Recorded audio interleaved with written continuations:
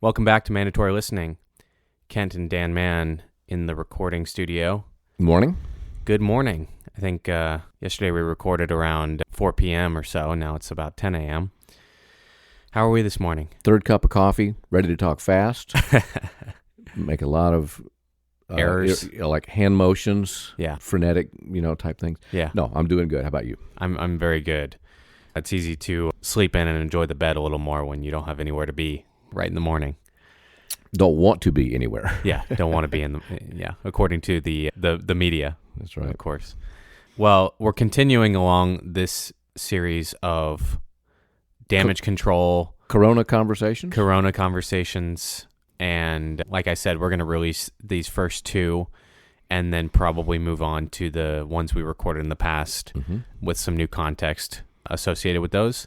So really excited about that material. But today we do want to take just an extra session and talk about maybe past experience. A lot of what we teach in our material and the materials that we provide are around focusing on past behavior to predict future performance. And so what are those processes we can apply to gather data and then apply into future predictions? And so how do you make those right opportunistic decisions appropriately, with respect, with candor, and with, as many facets of the situation as we can? Anything on that before we just jump right in? Well, yeah, there's a lot of moving parts here, and while we have many areas of expertise, I think our focus is on, you as a leader, interacting with your team and staff, and proper culture behaviors as well as business strategies inside of an unusual situation like this. Right. Last time we talked a bit about just using the low point as a predictor for a later high point. And so using everything we can and all the tools we have available to us now to look forward in the future, do everything we can today so that we've done our due diligence and we're ahead of the curve. That's it. Because, in 10 days, in a month, in 60 days, 90 days, a year from now, the economy could be a very different place than it is today. It will be a very different place than it is today. And so how do we capitalize on that? Absolutely. So I want to start just by going back to our biggest well and our biggest tap of past leadership experience. And let's just start, and I want to say this with as much, or ask this with as much grace as I can, or as much respect as I can. But obviously in 2001, we had a great national tragedy in 9/11, and the economy was shaken, the mindset of everyone was shaken, people were afraid to leave their house, and everything associated with that. In that time, you were acting VP of Retail of Backrack. Yes. And so we can take some of the data that we can extract out of a horrible event like that and say, what went really well, what went really wrong amidst this chaos and confusion, and how can we think about a horrible thing like that happened and say, we're going to do it better when we can be when we're in the situation again. Yeah, there's a lot here, and I'll just reset that at the time I was living in just outside Chicago, Decatur, Illinois, and the company I was running was Backrack Men's Clothing with 75 stores, 26 states, and a robust catalog business and a burgeoning online business. And I was over the retail side of that business with those 75 stores. And 9/11, and I was working for the owner of the business, the fourth generation owner of the business, Ed Backrack. And on 9/11 is one of those days, if you lived it, you will just never forget where you were, what you were doing, all the feelings. They're permanently ingrained in your memory. And that morning we were on Central Time, and so 9 o'clock or so, and we're starting to get the news that something bad is happening. And an hour later, we're realizing what it was. At first, is it an accident? What happened? News was confused, of course. But then shortly after that, okay, we have a terrorist attack, and it's involving commercial airlines. That's the first, what do we do? Are we all safe? Or is anyone safe? How bad is this going to be? So a lot of the confusion and response at the time, and that makes that terrorist activity and what's happening now with this virus different, was that no one knew exactly what was going on and what we should do. But as soon as we identified that this was terrorism and commercial air traffic, we had a traveling team of about 20 people that were regularly on the road, and either in cars or planes. And so we immediately put out a inventory. Where is everybody? Who is traveling? Where are they? And so once we checked the schedules and found where everyone was, got them away from airports and safely home or safely back to one of our stores, that was our first action. Second action, of course, is as rumors started to fly and as news begins to travel, the word was, where's the next terrorist attack going to happen? Where is this going to go? And the first thoughts were malls, large groups of people, lots of skyscrapers, and where there was commerce and other buildings like the World Trade Center. Those were at risk, and we had some of those properties. And so we began shutting down businesses. And in our West Coast, didn't even open. We just kept everything as shut down as we could for 24 hours just to see what was going to happen. So the first action was things that have probably already happened here, which is taking the steps of shutting the businesses down or amending your hours or taking whatever steps you need to. Those were first in sort of emergency actions. Yeah, we're probably thinking about this as we talk about it today on March 17th. This is probably what's been going on January, February, and then early March. And so hopefully we have taken those actions either by municipal requirement or by let's just be safe and shut it down. So obviously that's step one. And so hopefully we are just addressing that late, but I do just want to address that is an important part of this process is the head count, mentality where you're addressing, okay, where is everybody? Are we safe? We were just talking to our podcast producer actually. So hi, Jeremy, but his kids are in Israel right now during the outbreak of this. And so his probably first step and the part of his mind is instantly like, what is the first step I can get to get my sons home? And that's a key point. And I think really separates the good from the great is where are my other people? Where is everyone? And how can I get them home, or how can I get them safe around their family and in the most appropriate way possible? Very quickly in September of 2001, it was a question of are malls safe? In fact, for those of us that lived through that time, just a question of is this a mass terrorist activity? Is this some sort of an organized effort? We just didn't know on September 11th, 12th, 13th what was going to happen. So many, just sort of like, when it became obvious that the coronavirus was advancing rapidly and that the actions that were required were extreme actions of extreme separation of people and business close. Once it was clear we were making extreme actions, it was a question of how far is this going to go? Right. How deep is the change? And so once that settled, and we realized that we were going to continue to have business in our malls and our locations, and we reset pretty quickly with getting business up and running in the best way that we could. And the next step, and this was really where I look back and if I could tout a real win, a real success. And I'm not sure whether this was Ed Bachrach, the accountant, which he was a certified accountant, or Ed Bachrach, the savvy business owner, which he also was that. Ed called the meeting of his vice president team. There were 6 of us, and we said, okay. And Ed said, okay, new budgets. Yeah. We're going to do a new budget. I want you to cut everything you can cut and come back to me in 24 hours with your financial changes, because we are going to see a new future financially. And I would say for all of us, this is clearly going to be a major concern for any business today, which is what does this mean for us economically, and how do we prepare for it by doing everything we can to reduce risk, manage our overhead, be very astute with expense control, and next up after that will be where's the revenue coming from. But first of all was what's the expense story and how can we make immediate changes? Right, and this doesn't come. I don't want this to come off as glib or come off the wrong way. Any theory in personal finance will tell you right now, and I like personal finance, so I read a lot about it, but everything will tell you now, buy low, invest in the stock market, or it can only go up from here. And that is an interesting perspective, because obviously you can pick, if you think about like when like Circuit City, Best Buy, we've had that example before, like they could be really low and you invest a ton of money into Circuit City and then it just never comes out of the of the recession. Yeah.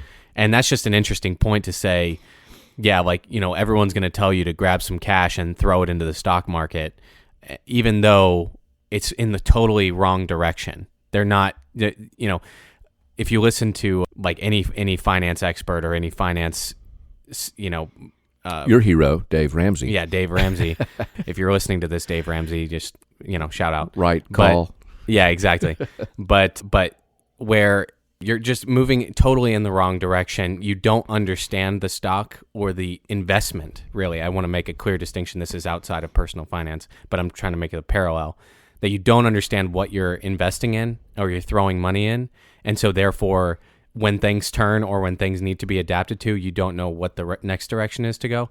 And so when this whole podcast is in the context of making that smart, educated decision, that smart, educated investment. What can I capitalize on right now, given the circumstances, given that I'm grounded or I'm stuck home or X, Y, or Z, that is going to pay off and that I fully can implement or buy into now, because we don't know what's going to happen. What's going to come up, what's going to not make it out of the recession, what's going to not make it out of we're not in a recession yet, but not going to make it out of the low point. And when we think about that from a business standpoint, it's very different from just grabbing cash and throwing it in the stock market. That's right. When we think about retailers or Backrack or whatever. In that time, leading into the end of 2001, the company was enjoying about a 25% increase. And if you were looking at how the performance had been up to that point, the company was having its strongest year in a decade. And growth was really solid. We were opening stores. In fact, on September the 16th, we had scheduled the opening of three store locations: one in New York, one in New Jersey, and one in Dallas. And that's just the trajectory we were on prior to this terrorist attack. And so, as your point is, well, what's going to happen now? Because it's an entirely different world. So, as we'll see, the changes that we made didn't affect that the economy changed dramatically, and our increase was lost. We did end up for the year and profitable for the year, but those were because of these astute moves that were made, at the beginning of the fourth quarter financially. What were some of those, when you look at the new, after the team gathered and came up with a new budget after probably a few days or maybe a day, a few hours, depending on the urgency. But what were those key points, or that key, if you could break it down into a few points, what were those budget cuts or budget maneuvers that really made a difference, you think? Or maybe if you look back on it now, 19 years later, really you could have done better, or you could have allocated those funds differently. What were those ones that stuck out to you? The ones that made the biggest difference. We changed our shipping at that time and began distributing our product differently. We immediately ceased anything that was expansion in nature. We were negotiating for some additional leases. We were in some design work for new stores. We were thinking about another 10 or 12 stores locations. That all went away, and that money then was saved. The single biggest change we made that saved us hundreds of thousands of dollars was that prior to that year, during the holiday season, and this would begin in early November, we would ramp up our seasonal workforce. Mm-hmm. And that meant cashiers, it meant greeters, it meant people managing the flow of product. And we would incur, I can't remember the exact number, but several $100,000 in payroll during that season.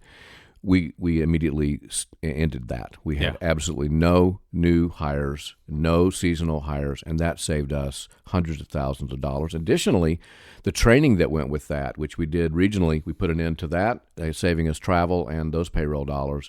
And by being very modest with our expectation of the workforce that we would need, we really managed our most controllable expense. That also played out in canceling any order that we felt we could live without going into the holiday season. For inventory? For inventory. So you cut inventory by how much do you think? Was it like 10%? Probably 5%? cut it. We probably cut it 20%. Wow. If I had to think about that in the context of what we expected in lost revenue, we cut that in really any sort of seasonal type of product. Right. Our day-to-day regular product that we always carried that we knew was going to be good for 18 months or so, we kept that coming, but anything that was seasonal in nature or tied to the winter or holiday, we said goodbye to it. So you cut inventory, or at least seasonal inventory, at least by a certain percentage for that season, because that would have been about the month before, a month or 2 months before going into September into November, 2 months before the ramp up of the holiday season. How much did you estimate, or how did you estimate the loss in revenue for that holiday season? When you say you cut your inventory by about 20%, did you estimate a drop in revenue by 20%? I think that we felt we would see that sort of a reduction. The immediate pain that happened on September the 12th, where people were not going out into public places, similar to today. Yeah. And so what we did is we pivoted toward our catalog business and continued to invest in that product and expected growth there, but we're not expecting growth at the retail level. And we figured it would stay that way probably definitely through September, October. So we knew we lost those 2 months. We felt we did, and we then took that estimate of that loss of those 2 months, and that then we drove our guess as to what we thought revenue was going to end up being for 2001. Yeah, we can stay on this topic for a little bit longer, but I just want to say that we've already heard some very creative solutions to this, which, like you said, a pivot towards a catalog doesn't really sound very relevant in 2020, but what we have heard is people doing buy online, pick it up at the curb, or we'll bring it out to you, we'll bring it out to your car, or we'll ship it to you, or incurring some cost for shipping. And we've noticed that with our lovely butcher shop, the Chop Shop. They're now doing pickup orders and deliveries. Thanks, Uriah. Yeah, thanks, Uriah. And then as well as Dee Dee's in Brevard. Dee Dee Bullwinkle. And then there's another one too. Running Wild. Yeah, Running Wild. And then other stores have just completely closed because they don't even want to risk it. Although right now, Western North Carolina is not a disaster relief area. So right now it's just doing what prevention we can. I can imagine if you're in California or you're in Washington State or some of the harder hit areas, I would just completely close just to be safe and just to follow whatever guidelines are out there. Yeah. All of that to say that our strategy at the time was, where is there going to be a business opportunity? Yeah. We felt people would continue shopping from home, and we felt there was opportunity for us to ramp up the call center, and what we did from the catalog was going to pay off at that time, and that's exactly what did happen and worked well for us. Yeah, it's something that's on the news right now is just how Amazon is talking about hiring 100,000 new employees for their, what do they call it? For shipping or for logistics? Yeah, shipping and logistics. Mm-hmm. And that's just really interesting because they've had a huge surge in their online orders for obvious reasons. And also, it was funny in the stock market, Zoom increased their stock price by like 75% or something like that. And I think that shows like a good opportunity for companies that can do things over Zoom or over an online platform, whether it's management development or sales training or inventory, like even just their regular meetings over Zoom or over, even Google Hangouts or something like that has been an interesting turn for us. That's just a parallel we see, is that desire for, we're stuck at home, we may as well do something while we're here and while we can't gather in groups.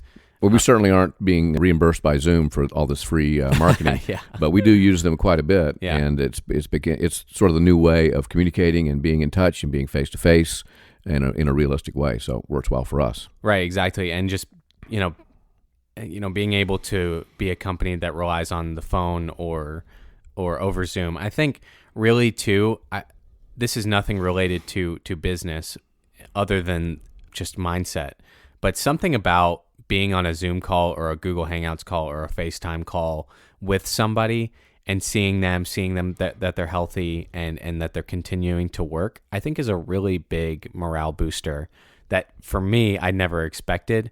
Just something as simple as seeing my coworkers and our clients on Zoom I keep saying Zoom, but any of those video platforms it's just had a different effect on me than just a simple phone call. That's right. And I think that that's an important point. If you lead a management team, hosting a video call or a conference call or whatever could really make a big difference for a lot of people to say, we don't expect you a 12-hour workday today, but let's just get on and let's just not talk about the virus for an hour, and let's just see how we're doing. What's the opportunity that we were planning on doing?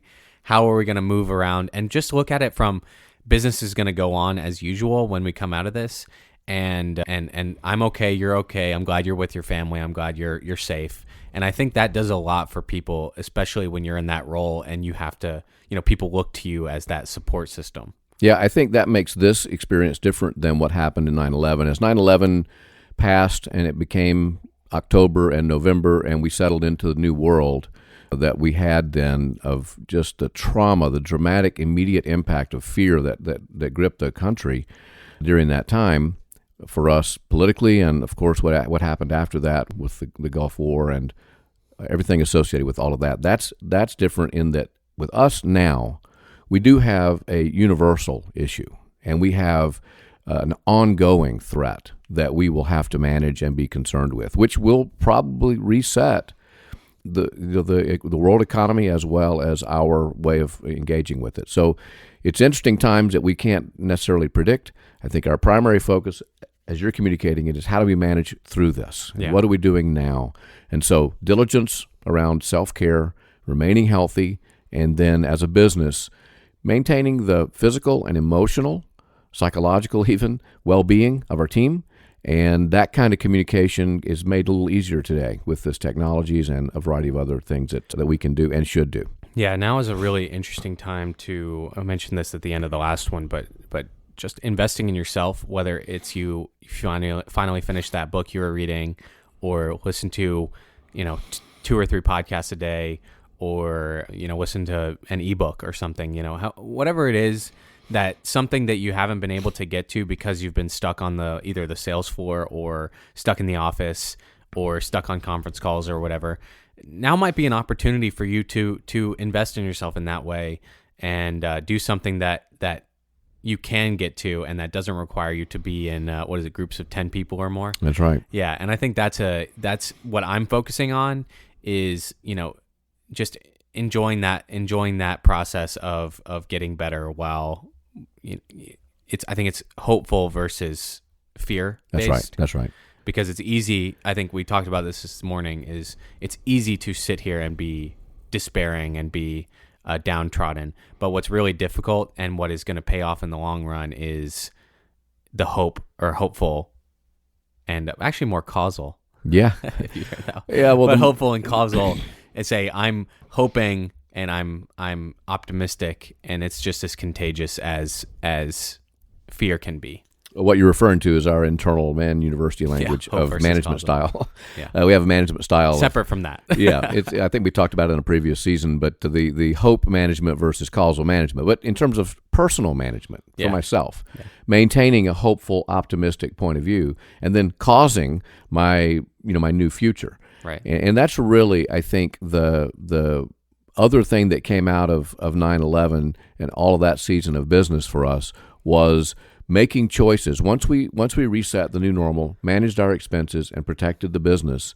where do we go from there? And what happens after that holiday season? And we headed into 2002. Now what do we do next? And what does it look like coming out of this? And those are the scary but important choices that we make going forward for what is going to happen after this season of economic downturn. Yeah, and when you talked about how one of the things you did was cutting payroll for seasonal, the winter push, obviously a lot of your roles, even at the store level, have changed.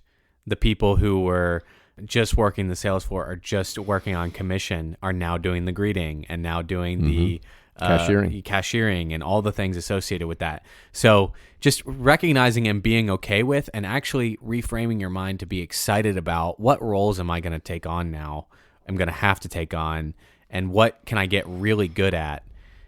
Something about, like, if you have always offloaded your inventory or your whatever your work you're not looking forward to, how can you take an opportunity to say, I'm going to get really, really good at this? And that was something for 2019 I was really focused on, is I want to get really good at money, and I want to get really good at creating a budget, sticking to a budget. I want to get really good at taxes. I want to do all these things. And even though I don't like taxes, even though I don't like money and I don't like budgeting, I've become really good at it. And now it's become just a passion of mine, just about how can I help people and how can I show people that money and taxes don't have to be a fear-based thing as well. And that's another aspect of leadership, where just you embrace the things that, even if they're forced upon you, how can you embrace them?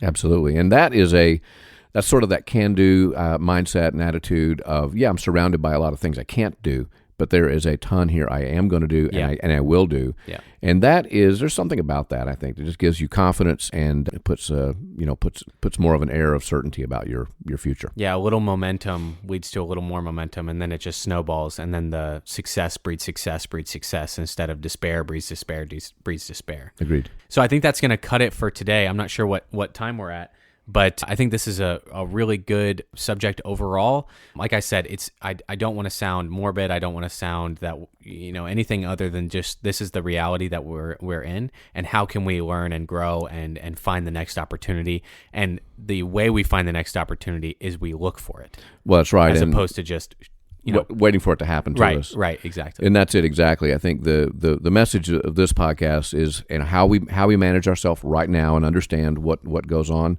to get through this.